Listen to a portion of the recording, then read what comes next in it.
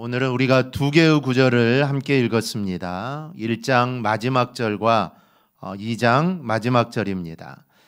1장 17절부터 2장 10절까지는 요나가 물고기 뱃속에서 기도하는 내용입니다. 기도나 기도 내용은 우리가 다음에 살펴보고, 오늘은 하나님께서 물고기를 예비하신 그 부분에 대해서 우리가 함께 좀 이야기해 보고자 합니다.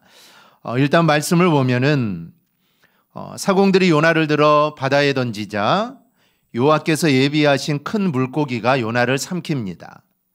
그래서 요나는 물고기 뱃속에서 사흘 동안 있게 되는데, 요나는 이 사흘 동안 살기 위해서 기도를 합니다. 그리고 하나님께서 물고기에게 말씀하시자 큰 물고기가 요나를 육지에 토하면서 살게 됩니다. 그리고 요나는 이제 니느웨로 가서 하나님 말씀을 선포하게 되죠. 우리는 이 큰 물고기가 사흘 동안 요나를 삼킨 이 말씀을 통하여 우리가 알게 되는 사실이 있습니다. 먼저는 큰 물고기를 여호와께서 예비하셨다라는 겁니다. 요나와 그 큰 물고기는 재미있는 만큼 논쟁거리가 되기도 합니다. 그 큰 물고기가 과연 어떤 물고기인가 우리가 궁금하기도 하죠. 전통적으로는 이 큰 물고기를 이 고래라고 이야기하는 게 제일 많습니다. 이 마태복음 12장을 보면 요나가 밤낮 사흘 동안 큰 물고기 뱃속에 있었던 것 같이 인자도 밤낮 사흘 동안 땅속에 있으리라라는 말씀이 있습니다. 이때 요나가 큰 물고기 뱃속에 있었다라는 이 부분에서 큰 물고기를 이 전통적인 킹 제임스 번역본은 이 고래다라고 이렇게 번역을 합니다. 잉글랜드의 왕 제임스 1세가 이 새로운 성경의 필요성을 느껴서 학자들에게 히브리어와 헬라어에서 직접 성경을 번역하도록 명령을 하고 그 일을 후원을 하게 됩니다. 이렇게 만들어진 것이 바로 킹 제임스 성경인데, 이 성경은 원어에 충실하게 번역한 원칙과 또 성경을 절대적으로 신뢰하는 입장에서 이 번역을 해서 이후에도 사람들에게 많은 관심을 받는 이 번역본입니다. 이 성경에서 큰 물고기를 고래라고 합니다. 그래서 많은 사람들은 요나를 삼킨 물고기가 이 고래일 거다라고 생각을 합니다. 그러나 정말 고래가 삼켰는지는 아무도 모르죠. 왜냐하면 성경은 그냥 큰 물고기라고만 하기 때문에 사실 이게 고래인지 뭐 다른 것인지 우리는 알 수 없습니다. 그리고 그 당시 이 번역할 당시 17세기에는 이 고래가 가장 큰 물고기라고 아마 여겨졌기 때문에 아마 그렇게 번역을 했을 겁니다. 사실 우리는 이 본문이나 마태복음이 물고기를 정확하게 이름을 밝히지 않기 때문에 모릅니다. 그래서 물고기의 종류는 알 수 없지만 어쨌든 사람을 삼켰기 때문에, 사람을 삼킬 수 있을 정도이기 때문에 어떤 번역본은 바다괴물이다라고 이렇게 번역을 하기도 합니다. 근데 과학적인 이야기만 한다면 과연 진짜 물고기일까 하는 의구심도 우리가 생길 수 있습니다. 사실 물고기가 아무리 크다고 해도, 정말 고래라고 해도, 아니면 고래보다 더 큰 물고기라고 해도 사실 물고기 안에 사람이 들어가서 살 수는 없습니다. 소화기관에서 소화액에 의해서 들어가자마자 아마 다 녹아버리고 말겠죠. 우리가 그런 것은 생각하지 않더라도 물고기 위에서 사흘간 호흡을 하면서 살아간다는 것은 사실은 물리적으로 불가능합니다. 물고기 뱃속에 들어갔다 하더라도 그 안에서 사는 것은 불가능하죠. 피노키오 같은 소설에는 가능하지만 현실에서는 그럴 수 없습니다. 우리가 이런 면을 생각해서 요나가 삼킨 큰 물고기 이야기는 의미가 중요한 것이지 사실로 볼 수 없다라고 말을 합니다. 그래서 이거는 설하다라고 사람들은 이야기를 하죠. 이 물고기의 존재를 찾으려고 한다면 아마 이런 논쟁은 끝이 없을 겁니다. 그런데 본문에서 우리가 물고기의 존재나 그리고 그 안에서 살 수 있는 과학적 근거를 찾는 것은 사실 그게 바람직한 일이 아닙니다. 그리고 우리가 그렇게 할 필요도 없습니다.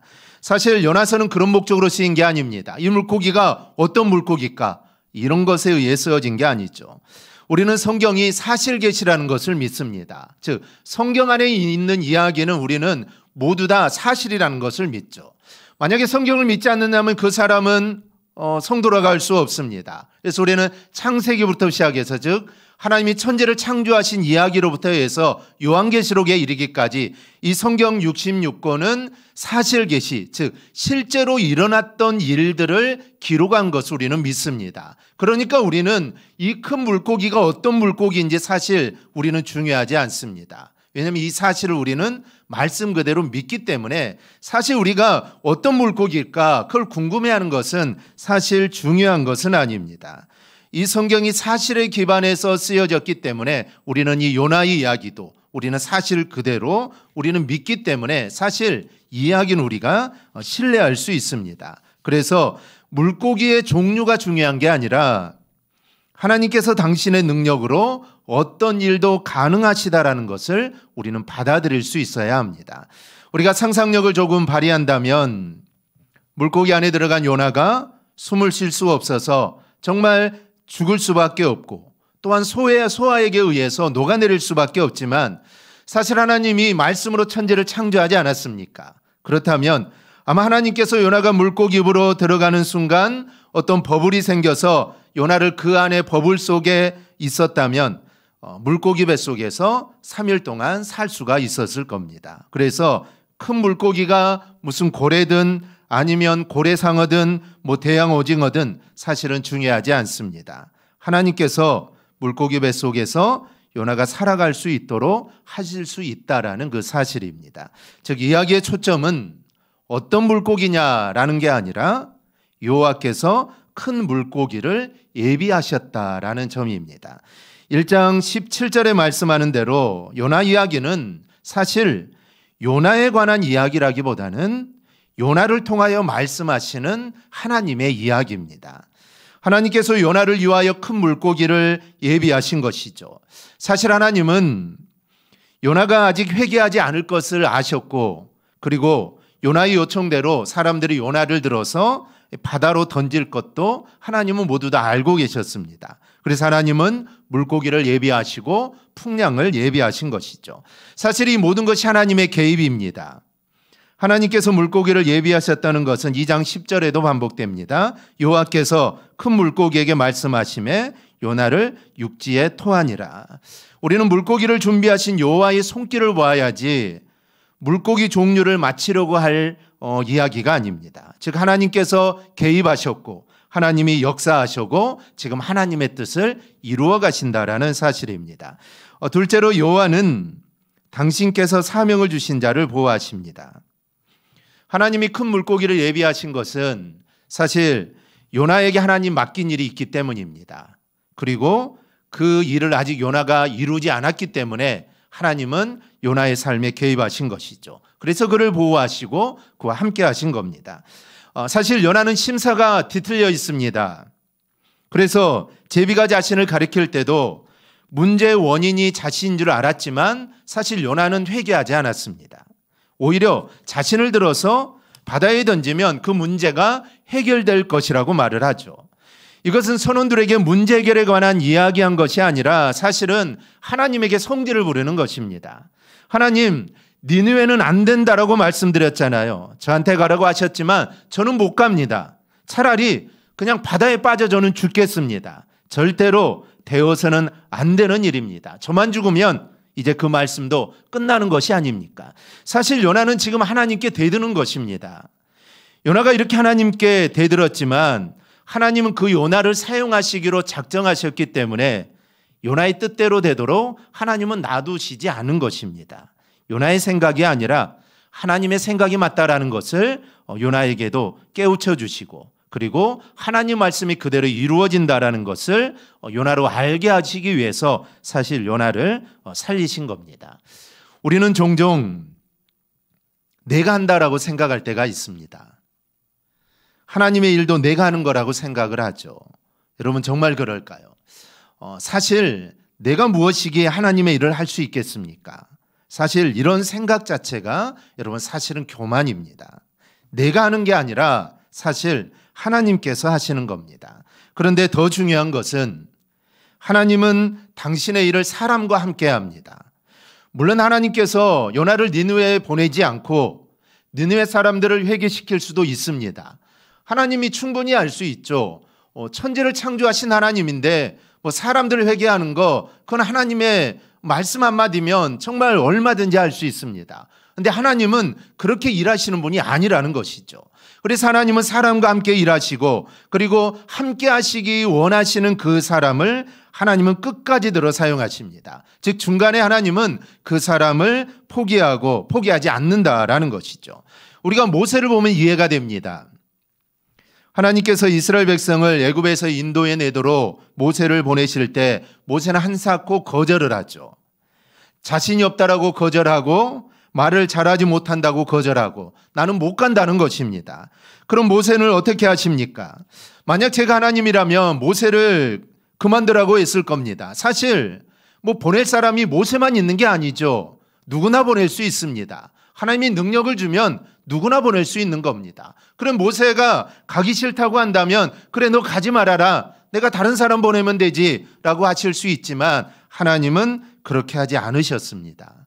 하나님께서는 모세에게 확신을 주시기에 여러 가지 기적을 보여주죠. 지팡이를 땅에 던지자 뱀이 됩니다. 꼬리를 잡자 다시 지팡이가 되죠. 손을 가슴에 넣었더니 나병이 걸리고 다시 넣었더니 그 나병이 원래 상태로 돌아옵니다. 그래도 못 간다는 것이죠. 그래서 하나님은 말 잘하는 아론을 내가 붙여주겠다 이렇게 말씀을 합니다. 그래서 결국 모세로 하여금 당신이 맡기신 일을 감당하게 됩니다. 사실 모세는 가기 싫었을 겁니다. 사람을 죽이고 나왔기 때문에 그 왕이 그대로 있기 때문에 사실 살인자로 다시 들어가야 되니 모세는 가기 싫었지만 자신이 갈 수 없다고 말하자 하나님이 그 모든 것들을 갈 수 있도록 만들어주시니 이제 모세는 핑계댈 수가 없는 것이죠. 그래서 사실 모세는 끌려가듯이 애굽으로 다시 들어간 것입니다. 신약에서는 요한 마가를 예로 들 수 있습니다. 이 바나바 바울의 1차 전도 여행 때 이 수종자로 함께했던 요한 마가는 1차 전도 여행을 다 마치지 못하고 중도에 포기를 합니다. 이 때문에 2차 전도 여행을 준비하면서 바나바 바울은 이 요한 마가를 데리고 가는 문제로 심하게 다투게 되죠. 바울은 힘들다고 중간에 포기한 요한 마가는 절대로 함께 데려갈 수 없다라는 것이죠. 선교를 갔는데 중간에 포기해버렸으니 이 얼마나 힘이 들겠습니까? 그런데 이 사람을 바나바는 또 데리고 가자는 것이죠. 그런데 사도 바울은 안 된다는 것입니다. 이 사람은 절대로 데려갈 수 없다라는 것이죠. 하지만 바나바는 그래도 데려가자는 것이죠. 결국 이 일로 인해 바나바와 바울은 갈라서게 됩니다. 그래서 각자 선교 여행을 떠나게 되죠. 이렇게 포기하고 도망간 요한 마가지만 바울이 죽음을 앞두고 이렇게 이야기를 합니다. 누가만 나와 함께 있느니라. 네가 올 때에 마가를 데리고 오라. 그가 나의 일에 유익하니라. 즉 마가가 자신의 일에 필요한 인물이기 때문에 그를 데리고 오라라고 말을 하죠. 요한 마가가 선교를 포기할 때와 지금 바울의 말년에 마가가 필요하다고 말하는 사이에 과연 어떤 일들이 있었을까요? 하나님은 요한 마가를 버리지 않았습니다. 이 강직한 바울은 요한 마가를 데려갈 수 없다라고 했지만 하나님은 그런 그를 부드러운 바나바와 함께하도록 했고 또 훈련하도록 해서 결국에는 바울과도 다시 하나님의 일을 하도록 만드신 겁니다. 즉 하나님은 당신의 사람을 절대로 포기하지 않습니다. 요나도 마찬가지입니다. 정말 못 가겠다는 요나를 사실 하나님은 끝까지 끌고 데리고 가시는 겁니다. 그래서 하나님은 큰 물고기를 예비하셨고 요나를 살리신 겁니다. 아직 요나를 통하여 하실 일이 있었기 때문에 하나님께서는 요나를 살리시려고 큰 물고기를 준비하신 겁니다. 이것은 요나가 도망가는 것과는 별개입니다. 요나가 하나님께 대드는 것과도 별개죠. 아무리 도망가고 아무리 대들어도 하나님께서는 당신이 세운 그 계획을 그대로 이루어 가십니다. 여기서 우리는 생각해야 합니다. 사실 우리의 부족함은 문제가 되지 않습니다. 우리의 환경도 문제가 되지 않죠. 나의 연약함도 사실은 여러분 문제가 되지 않습니다. 하나님 우리에게 사명을 주실 때 하나님께서는 그것을 감당할 능력이나 방법도 함께 주시는 겁니다. 교회에서 직분자를 세울 때 사실 그 직분에 맞는 그 직분을 감당할 만한 능력이 있는 사람을 세운다면 사실 직분자는 사실 세울 수가 없습니다. 우리가 아무리 갖추고 아무리 노력한다고 해서 우리가 하나님 앞에 어떻게 하나님의 마음에 맞는 직분자가 되겠습니까? 그래서 사실 거기에 올라가고 감당할 만한 자를 세우는 게 아니라 사실 직분자를 세워놓으면 하나님이 그 일을 감당하도록 모든 능력과 방법도 함께 주시는 겁니다. 그래서 우리가 정말 직분자를 세울 때 가장 중요한 것은 하나님 말씀의 순종이죠. 사실 모두가 부족하지 않습니까? 목사도 부족하고 모든 성도들 다 부족한 것뿐입니다. 하지만 내가 그 일을 하나님이 주신 것으로 알고 내가 감당해 나갈 때 하나님이 그 일을 할 수 있도록 나를 이끌어 주신다는 것입니다. 그러니 우리는 부족하다는 핑계로 도망가려고 해서는 안 됩니다. 부족할수록 더욱더 하나님께 기도하면서 감당해 나가는 그런 자세가 우리 안에 필요합니다. 또 하나는 내 생각과 다르다는 것도 사실 문제가 되지 않습니다. 우리가 신앙생활 하다 보면 여러 가지 생각이 듭니다. 이렇게 하면 좋겠다, 이렇게 하는 게 옳다라는 그런 생각들이 들 때가 있죠. 사실 그런 생각을 하지 않는 게 더 문제입니다. 하나님 우리에게 자유의지를 주셨기 때문에 우리는 생각을 할 수가 있습니다. 그리고 사실 그런 생각들이 우리의 신앙을 더욱더 성숙하게 하기도 합니다. 하지만 하나님의 생각은 나의 생각보다 더 크고 넓습니다. 이사야 55장 9절을 보면 이는 하늘이 땅보다 높음같이 내 길은 너희의 길보다 높으며 내 생각은 너희의 생각보다 높다라는 말씀이 있습니다. 하나님의 생각은 나의 생각보다 더 높고 탁월합니다. 여러분 한번 생각해 보십시오. 누가 죄인을 용서하고 구원하기 위해서 하나님께서 자기의 독생자를 희생할 거라고 여러분 어느 누구가 생각할 수가 있겠습니까? 그런데 하나님은 그와 같이 하셨다는 것이죠. 즉 죄를 짓고 죄인인 그들을 위해 자신의 아들을 대신 주었다는 겁니다. 이거는 어느 누구도 생각하지 못한 일들입니다. 그런데 하나님은 그 일을 하셨다라는 것이죠. 이것이 인간의 그것과는 다른 하나님의 길이요 하나님의 생각입니다. 사실 우리 인간은 하나님의 형상으로 지음을 받았습니다. 그렇기 때문에 우리는 모든 면에서 하나님을 닮았습니다. 그래서 사랑하기도 하고 용서하기도 합니다. 이건 하나님의 성품이죠. 그 성품들이 우리 인간에게 있기 때문에 사랑도 하면서 용서도 하면서 우리가 살아갑니다. 그런데 인간의 사랑과 인간의 용서는 사실 하나님의 것과는 질 차원에서 다릅니다. 인간은 그저 하나님의 것을 흉내낼 뿐이죠. 우리가 용서하고 사랑하지만 그것은 하나님의 것을 흉내낼 뿐이지 사실 하나님의 사랑과 하나님의 용서하고는 이게 차원이 다른 것입니다. 모든 면에서 하나님과 인간 사이에는 하늘과 땅에서 높음과 같은 그런 차이가 존재합니다. 그래서 하나님께서 우리가 미처 생각하지 못하는 것까지도 우리 하나님은 생각을 하십니다. 그렇다면 하나님의 생각과 내 생각의 차이가 날 때는 어떻게 해야 할까요? 내 생각을 사실 하나님의 생각에 맞춰야 합니다. 물론 이건 쉬운 일이 아니죠. 쉬운 일이 아닙니다. 우리 모두 생각이 있고 모두 고집들이 있지 않습니까? 그 고집과 생각을 꺾고 하나님의 생각과 뜻에 맞춘다는 것은 사실 쉬운 일이 아닙니다. 그래도 언제나 우리는 하나님의 생각이 옳다라는 생각을 해야 합니다. 내 생각도 있고 내 고집도 있지만 내가 그걸 가지고 있지만 그래도 하나님의 생각이 옳으시다라는 생각을 가지고 우리는 살아야 합니다. 그리고 어떻게 하면 내 생각을 하나님의 생각에 맞출 수 있을까? 이런 고민들을 우리가 해야 합니다. 그런데 이런 고민을 해도 끝내 생각이 좁혀지지 않으면 어떻게 해야 될까요? 요나처럼 도망가는 것이 아니라 여러분 기도해야 합니다.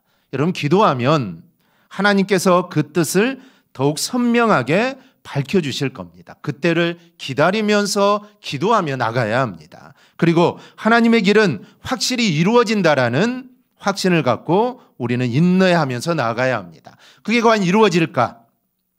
이런 생각이 들 때도 있습니다. 하지만 그럴 때도 그 일을 이루시는 분은 바로 여호와라는 것을 우리는 생각해야 합니다. 사실 하나님에게는 불가능이 없습니다. 하나님에게는 모든 것이 가능하죠. 하지만 인간은 그렇지 않습니다. 이 가능한 일도 있지만 사실 불가능한 일들이 얼마나 더 많습니까? 하지만 하나님께는 모든 일이 가능하기 때문에 우리가 그 하나님을 의지하고 나가는 자세를 우리는 가져야 합니다. 하나님께서는 당신의 일꾼이 맡겨진 일을 제대로 할 수 있도록 보호하고 인도하십니다. 힘이 필요하면 힘도 주시고 사실 능력이 필요하다면 능력도 주십니다.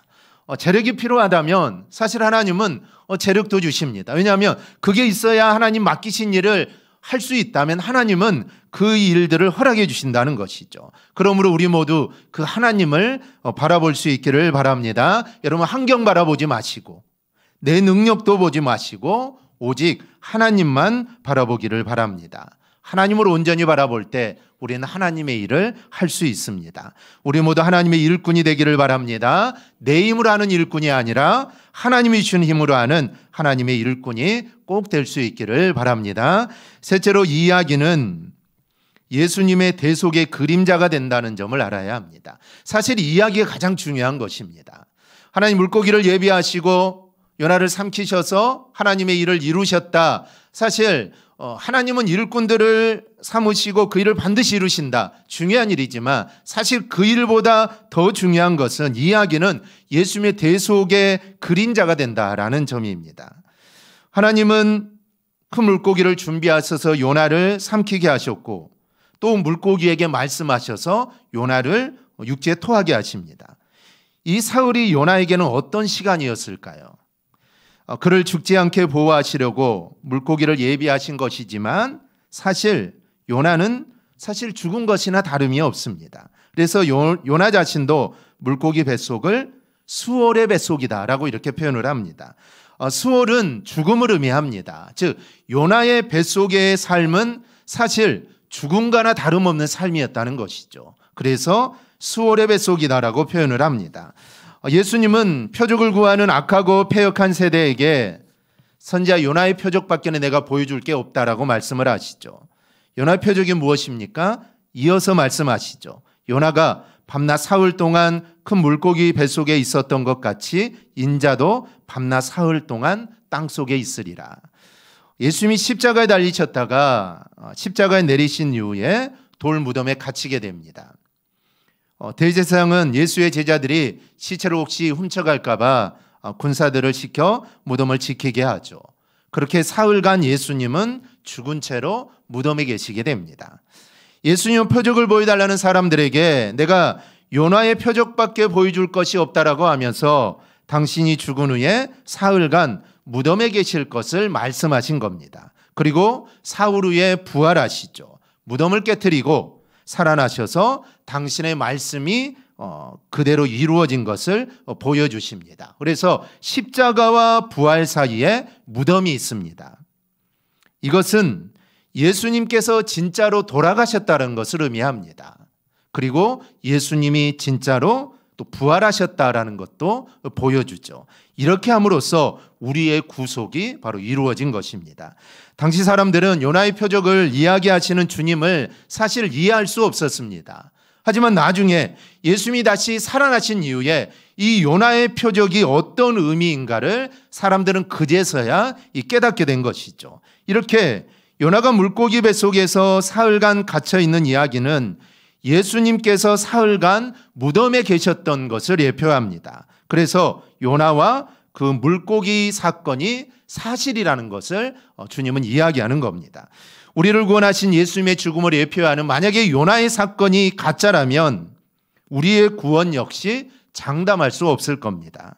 우리는 요나의 물고기 뱃속에서 사흘간 있었던 이 말씀을 통해 십자가를 지신 예수님이 진짜로 돌아가셔서 사흘간 무덤에 계셨던 사실을 우리는 볼 수 있습니다. 그리고 우리의 구원이 예수님밖에 없다라는 사실을 봅니다.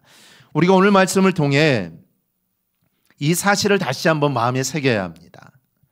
우리의 구원자는 오직 예수밖에 없다라는 것이죠.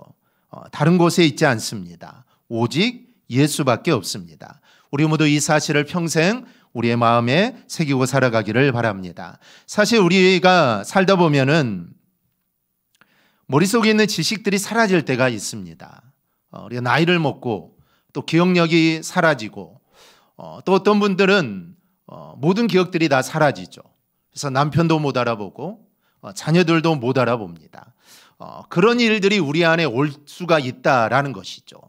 하지만 그 모든 기억들이 다 사라지다 하더라도 우리는 오직 예수가 나의 구원자가 된다는 이 사실만은 절대로 잊어서는 안 된다라는 것입니다. 사실 성도들을, 나이 드신 성도님들을 신방하다 보면 모든 기억들이 다 사라졌지만 이 사실만은 잊지 않는 성도들이 있습니다.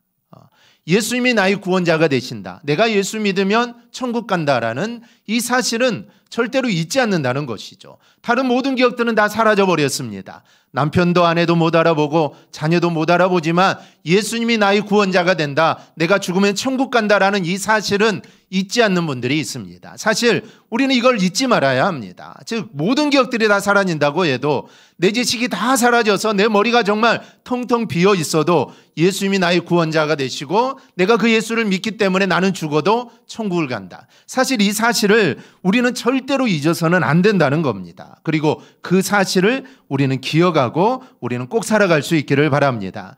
여러분, 하나님은 당신의 사람을 보호하시고 인도하십니다. 이루어야 할 일을 주셨기 때문이고 사명을 주셨기 때문입니다.